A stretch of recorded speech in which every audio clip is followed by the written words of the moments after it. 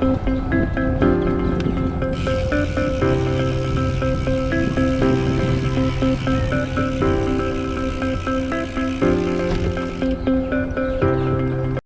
araw po sa ating lahat.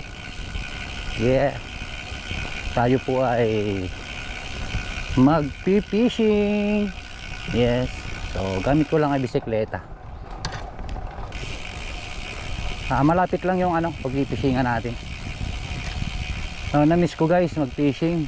So parang ilang buwan din yata tayong hindi nakapag-fishing. So napasarap yung ating vacation. Yes, kasama ang ating pamilya. So pupunta tayo dun sa pupunta tayo sa dun sa tulay. So ngayon ay alas 4 na ng hapon. So, subukan nating mag-fishing dun sa may tulay. Kasi naglo-low tide. Tapos papunta sa pagkulimlim yung yung araw. Uy!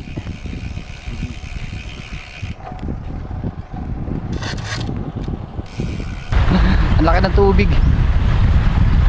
So doon na lang tayo pipisto sa may dun sa may kanto. Tapos dito tayo ahagis. So baka makakakuda. So yan guys, ang kapal ng kapal ng isda. Ayun So hindi ko alam kung banak o guno. Pero malalapad naman yung kanyang malalapad yung kanyang ulo. Ayun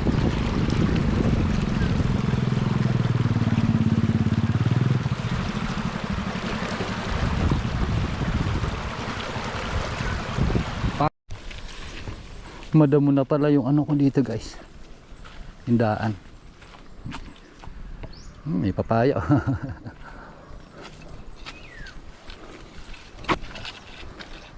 Oh, high tide. So, subukan natin dito lang tayo humagis. Sayang hindi tayo makakalapit sa lugar doon guys. Malaki pala ang tubig. Kala ko low tide. Dadalawang lure yung aking dala.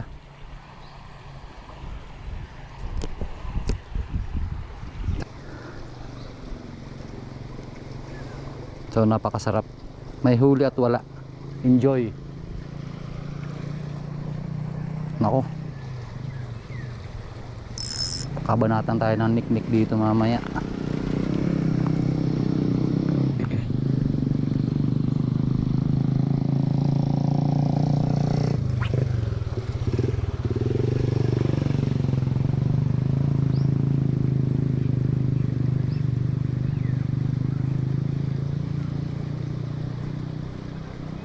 Habulin ng kuda yung yung lure natin.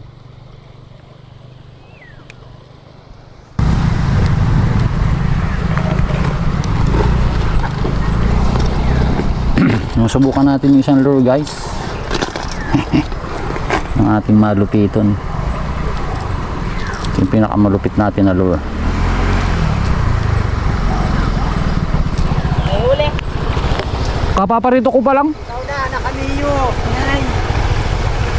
Ha? Tapos na kayo? Parang maaga pa. Paano mo kami yan yung binibinta mo saan? Kaya Oo. Magkano na nga yan? 2.5. 2.5.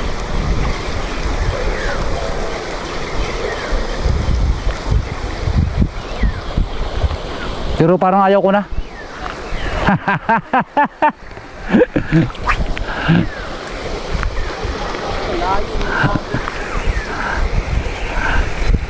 Yari Maki. Parang batig. Laki. Laki.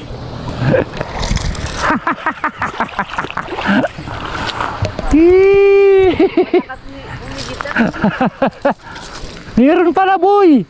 Kaya kapisyon tayo mga master. You. Yari. Batig.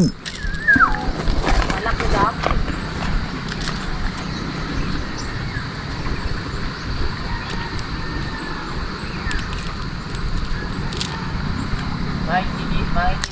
Kaya, hindi kaya Ruby. Dito kay mamay madaanan. Nakayari na tayo mga master oh. Isang lang kalat kalahati.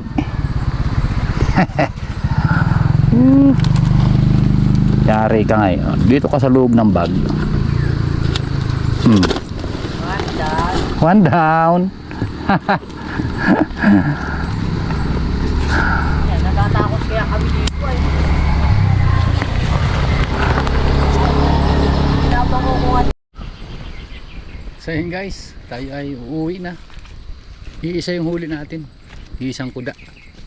So may nagbibit-in-wit na dun. Ang gamit ay ano, buhay na hipon. Maano na rin pati guys. Maniknik. So yan. Thank you for watching.